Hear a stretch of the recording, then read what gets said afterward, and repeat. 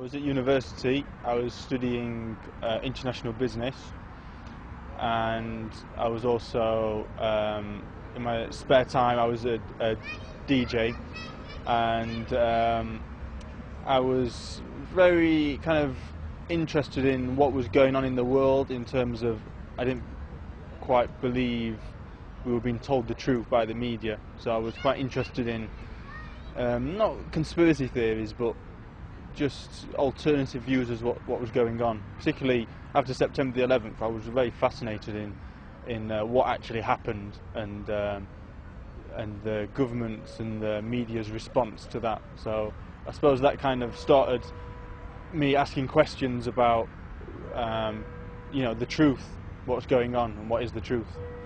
Well, I'd met a Muslim, and they'd passed me on some leaflets about Islam. Reading them, it really left me with kind of no choice, really. It was, I couldn't deny it, that I believed it. And so one Saturday night, I basically had a conversation about death, and I always kind of had this feeling for some reason that I was going to die quite young. So I thought, well, I better become Muslim before I die. So I just took Shahada, and at that point I still didn't really know much about Islam, except that there was 5 pillars, and that I knew that I believed in one God, and that Muhammad was the messenger of God. So I believed that, so I took Shahada. And, well, it was probably quite a few months afterwards. I lost touch with the Muslim that I had initially met.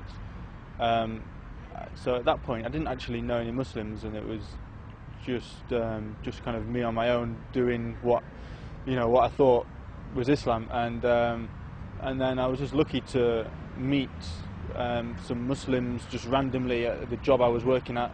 They came to the shop, and I just started to hang out with them, and they became good friends for the next few years.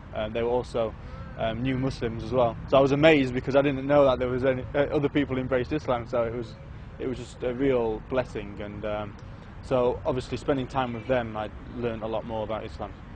I remember one day with my mum saying to me, "Oh, would you like a ham sandwich?" And I was like, "Oh, well, I'm not really eating ham at the moment." And she was like, "Oh, why is that?" And I was like, "Oh, since I became Muslim." And it was like, "What was that?" And since I became Muslim.